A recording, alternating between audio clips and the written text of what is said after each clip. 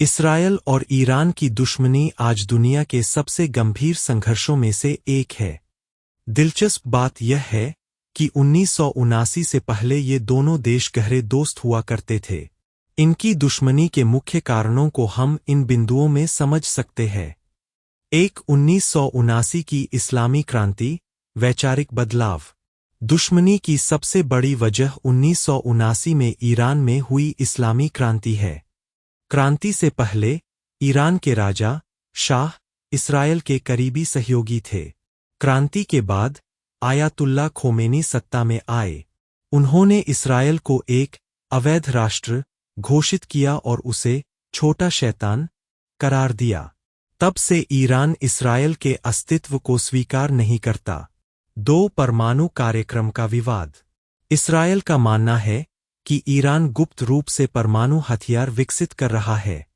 Israel का डर, Israel इसे अपने अस्तित्व के लिए सबसे बड़ा खतरा मानता है, क्योंकि ईरानी नेता अक्सर इसराइल को नक्शे से मिटाने की बात करते हैं।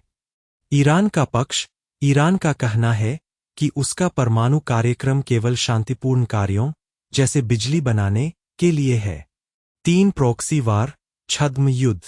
दोनों देश सीधे लड़ने के बजाय दूसरे समूहों के जरिए एक दूसरे को नुकसान पहुंचाते हैं। ईरान का समर्थन, ईरान लेबनान में हिजबुल्लाह, गाजा में हमास और यमन में हूती विद्रोहियों को पैसा और हथियार देता है। ये सभी समूह इसराइल के कट्टर दुश्मन हैं। इसराइल की कार्रवाई। इसराइल अक्सर सीरिया में ईरानी ठिकानों पर एयर स्ट्राइक करता है और ईरान के परमाणु वैज्ञानिकों व सैन्य कमांडरों को निशाना बनाता रहा है। 4 क्षेत्रीय वर्चस्व की होड़।